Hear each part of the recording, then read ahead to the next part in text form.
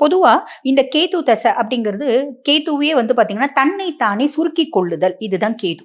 எதுனால கட் பண்ணி விட்டுடுறது. இது ராகு அப்படின்னு சொல்லுவாங்க. தன்னை தானே சுருக்கிக் கொள்ளுதல். இப்போ ஒருத்தவங்களுக்கு ஒரு சுய ஜாதகத்துல கேது இருக்க பாவத்த பொறுத்து கூட, நீங்க யாரு? எப்படிப்பட்டவங்க? அப்படின்றத நம்ம முடிவு பண்ணிக்கலாம்.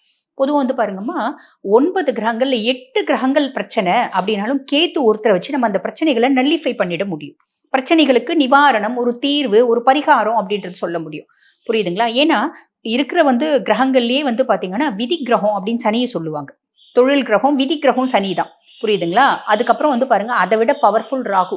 ராகுவ விட பவர்ஃபுல் யாரு? அப்படின்னா கேது தான். அப்ப 9 கிரகங்கள்லயும் அதீத வீரியமானவன், அதீத வந்து பார்த்தீங்கன்னா, பவர்ஃபுல்லான பிளானட் யாரு? அப்படின்னா நம்ம கேதுவ தான் சொல்ல முடியும். அப்படிப்பட்ட கேது பகவானோட தசை ஒரு 7 ஆண்டு காலங்கள் அப்படின்னு வச்சுக்கோங்கம்மா. சுய ஜாதகத்துல கேது எங்க இருக்கான்?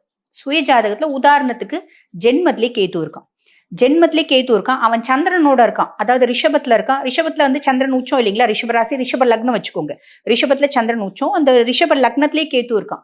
அவங்களுக்கு ஒரு பெரிய இம்பாக்ட் இருக்காது. அவங்க வந்து பெருசா பைத்தியம் ஆக மாட்டாங்க. பொதுவா ஒரு வார்த்தை சொல்லுவாங்க. ஜென்மத்துல கேது இருந்து கேது தசை வருது அப்படின்னா, அவன் கொஞ்சம் பாதி பைத்தியமா இருப்பானேய்யா! அப்படின்னு நெறைய பேர் சொல்றத கேள்விப்பட்டிருப்போம். இதே கடகத்துல வந்து கேது இருந்தா பெருசா இம்பாக்ட் இருக்காது. மீதி எங்க கேது இருந்தாலும் அவங்களுக்கு மனோ ரீதியான சம் சார்ட் ஆஃப் காம்ப்ளிகேஷன்ஸ் அப்படின்றது இருக்க தான் செய்யுதும்மா. புரியுதுங்களா? அப்ப கேது எந்த இடத்துல இருக்கான் அப்படின்றத பொறுத்து நம்ம பலன் அப்படின்றத பிரிச்சுக்கலாம்.